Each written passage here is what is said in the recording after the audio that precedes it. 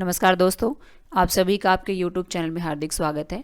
आज की जो हमारी क्लास है वो MS वर्ड की 40वीं क्लास है, यानी कि जो MS वर्ड हम करवा रहे थे आपको स्टेप बाय स्टेप। तो उसमें हम आज आपको व्यू टैब करवाएंगे। तो चलिए MS वर्ड को ओपन कर लेते हैं, ज़्यादा टाइम नहीं लेंगे हम। आपने क्या करना है, वैसे तो नीचे ओपन है आपके टास्क बार में, इसको कट कर दो आप एक बार राइट बटन प्रेस करके क्लोज, क्योंकि मैं स्टार्टिंग से बताऊँगी आपको स्टार्ट करना। तरीके वैसे कई होते हैं MS वर्ड को ओपन करने के, लेकिन मैं बेसिक बता देती हूँ। विंडो के साथ में आर बटन टाइप करोगे, उसके बाद में इसमें वीन वर्ड टाइप करोगे, देन करोगे आप ओके। तो आपका जो MS वर्ड है वो आपका स्टार्ट होगा। पेज को कंप्लीट करोगे, जो बीच का बटन होता है इसको बोलते हैं मैक्सिमाइज स्क्रीन को फुल करने के लिए। जैसे ही क्लिक करोगे जो आपकी विंडो है वो आपको कंप्लीट स्क्रीन पे दिखाई देगी। तो हमने लास्ट वीडियो में रिव्यू को कंप्लीट करवा दिया था। अगर आपने वो अभी तक नहीं देखी है तो वीडियो को आप जाके ज़रूर चेक कर लेना। और आई बटन पे मैं ऊपर वो डाल दूंगी, उसके अंदर जो प्लेलिस्ट है हमारी MS वर्ड की, तो उसके अंदर जाके भी प्लेलिस्ट को आप कवर कर सकते हो। तो आज हम व्यू टैब के अंदर आपको दो ग्रुप करवाएंगे। फर्स्ट हम आपको करवाएंगे डॉक्यूमेंट व्यू और सेकेंड हम आपको कराएंगे शो एंड हाइड ग्रुप। तो स्टार्टिंग में क्या होता है, वैसे तो व्यू टैब का मतलब ही होता है कि जो आपका डॉक्यूमेंट होता है उसको आप कैसा देखना चाहते हो, यानी कि उसमें रूलर बार दिखाना चाहते हो, पेज को 1 पेज में 2 पेज में शो करना चाहते हो, साथ में थंबनेल ऑन करना चाहते हो, यानी कि नाम से ही पता चल रहा है कि डॉक्यूमेंट को कैसे दिखाना चाहते हो, उसी के लिए यूज होता है हमारा व्यू टैब। इसमें ग्रुप होते हैं व्यू में, डॉक्यूमेंट व्यू है, शो हाइड है, जूम और विंडो डैन। मैक्रोस के अंदर रिकॉर्डिंग होती है आपकी, बिल्कुल लास्ट में करेंगे। तो आज सिर्फ हम आपको दो ही ग्रुप करवाएंगे, डॉक्यूमेंट व्यू करवाएंगे, साथ में हम आपको शो एंड हाइड ग्रुप करवाएंगे। तो चलिए सबसे पहले आप क्या करोगे, आप वर्क को इंसर्ट करो अपने पेज के अंदर, इक्वल RAND शिफ्ट के साथ ब्रैकेट ओपन करोगे, उसके बाद में क्लोज और आप कर देना एंटर। तो ये टेक्स्ट आपको कुछ दिखाई देगा। अब इसमें क्या होता है, स्टार्टिंग में डॉक्यूमेंट व्यू ग्रुप के अंदर फर्स्ट ही फंक्शन हमारा होता है प्रिंट लेआउट। जो पांचों फंक्शन आपको डॉक्यूमेंट व्यू के स्क्रीन पे इस ब्लॉक के अंदर दिखाई दे रहे हैं, वो सेम पांचों फंक्शन आपको स्टेटस बार में जूम स्लाइडर के पास में दिखाई देंगे। काम सेम होता है, आप यहाँ से करो फिर यहाँ से, वो आपकी मर्जी है। तो सबसे पहले हमारा है प्रिंट लेआउट। नाम से ही पता है कि जिस टाइम आप प्रिंट करवाओगे जो पेज आपको दिखाई देगा वो प्रिंट लेआउट कैसा आपको शो करेगा, वो इसी पेज में आपको शो करता है। तो प्रिंट लेआउट में ही आपने काम करना, इतना आप याद रखो। यानी कि कभी भी MS वर्ड में काम कर रहे हो तो आपका जो पेज का सेटअप है वो आपका लेआउट प्रिंट लेआउट पे ही होनी चाहिए, क्योंकि इसमें क्या होता है, जैसा पेज आपको प्रिंट के बाद दिखाई देगा वैसा ही पेज ही आपको शो करता है। कैसे, आप एक काम करो, आप इंसर्ट में चले जाओ, एक हैडर यूज़ कर दो, इसमें नॉर्मल ब्लॉक हैडर यूज़ कर दो, MS क्लोज कर दो इसको। तो ये साथ में शो कर रहा है आपको कि जब प्रिंट के बाद भी MS आपको इसी तरीके से दिखाई देगा। तो याद रखना, प्रिंट लेआउट का मतलब डॉक्यूमेंट आपको प्रिंट के बाद में जो दिखाई देगा, प्रिंटेड पेज उसी तरीके से देखने के लिए यूज़ करते हैं। उसके बाद में नेक्स्ट आपका फंक्शन होता है इसके अंदर full screen reading.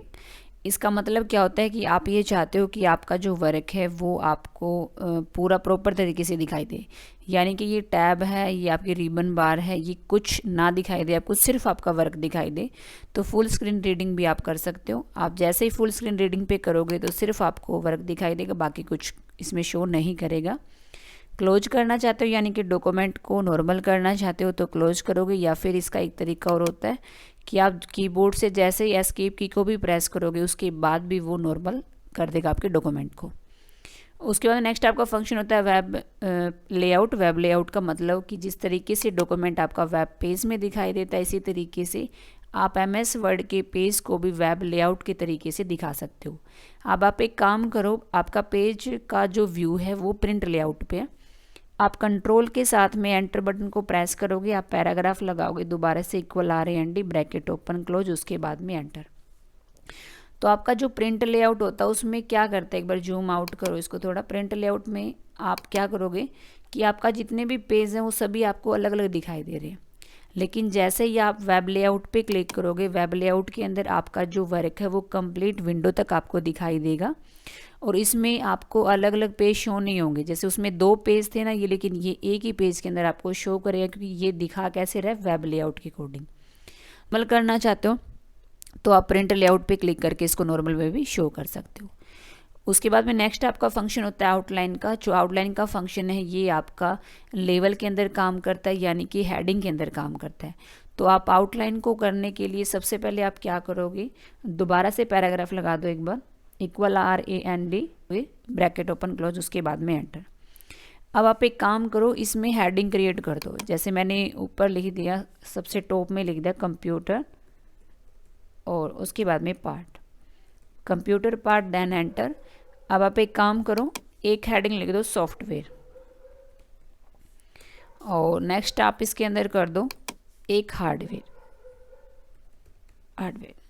Software hardware आपने 2 हेडिंग क्रिएट कर दी। ये आपकी मैन हेडिंग है, तो कंप्यूटर को सिलेक्ट करके होम में जाके लेवल 1 में डाल दो इसको, और फॉन्ट के साइज को आप इंक्रीज कर दो।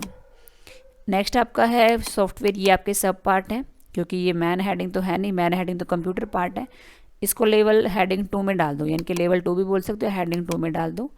इसी तरीके से हार्डवेयर को भी आप लेवल 2 के अंदर डाल दो, फॉन्ट के साइज को इंक्रीज कर दो आप। अभी आपके पास में मैन हेडिंग है, कंप्यूटर पार्ट, 2 आपकी अलग अलग हेडिंग है, सब हेडिंग, सॉफ्टवेयर और एक आपका हार्डवेयर। अब अपने व्यू के अंदर जाना है। व्यू पे जाने के बाद में जैसे ही आप आउटलाइन के अंदर क्लिक करोगे तो आपका जो वर्क है आपको इस तरीके से दिखाई देगा। पहले आपके इसके अंदर 7 ही टैब थे, लेकिन एक आउटलाइन का फंक्शन आपको अलग से ही शो करेगा। अब इसमें क्या होता है, वैसे तो ये शो कर रहा है प्लस के साथ में कि ये आपकी मैन हेडिंग है, फिर उसकी वो एक सब हेडिंग और मैन है, सॉफ्टवेयर हार्डवेयर, और ये डॉट के साथ में उस पैराग्राफ को शो कर रहा है। अब इसमें क्या होता है, मैं आपसे ये बोल दूं कि जो आपका कंप्यूटर है इसको 2 हेडिंग में कर दो। वैसे तो 1 है, ये आपको वैसे भी दिखाई दे रही है, यानी कि इसको कन्वर्ट करना चाहते हो लेवल 2 में, तो आप इसके अकॉर्डिंग भी जाके लेवल 2 में कन्वर्ट कर सकते हो। दोबारा लेके आना चाहते हो तो दोबारा से इसको 1 कर सकते हो। अब मैं आपसे बोल दूं कि सॉफ्टवेयर को मैन हेडिंग बना दो, तो आप क्या करोगे, जैसे ही 1 पे क्लिक करोगे वो मैन हेडिंग के बराबर आपको दिखाई देगी, लेकिन इसको सब हेडिंग पे ही रखोगे आप 2 के अंदर। नेक्स्ट आपका फंक्शन क्या होता है, मैं आपसे बोल दूं कि जो सॉफ्टवेयर है उसको इस पैराग्राफ के नीचे लेके आओ, तो आप ना जैसे डाउन पे क्लिक करोगे सॉफ्टवेयर आपको नीचे दिखाई देगा। वापस लेके जाना चाहते हो, वापस भी आप उसको लेके जा सकते हो। नेक्स्ट आपका फंक्शन होता है माइनस प्लस। जैसे माइनस पे क्लिक करोगे तो जो आपका सॉफ्टवेयर का डाटा है वो आपका हाइड होगा। इसी तरीके से हार्डवेयर के डाटा को भी हाइड करना चाहते हो, माइनस पे क्लिक करके जैसे ही आप कोलैप्स करोगे वो उसको हाइड कर देगा। और एक्सपैंड का मतलब आपको पता ही है कि किसी भी चीज़ का विस्तार करते हैं तो उसको एक्सपैंड ही बोलते हैं। जैसे ही आप एक्सपैंड पे क्लिक करोगे वो दोबारा से इसको खोल के जो भी डाटा आपने उसके बारे में लिखा वो शो कर देगा।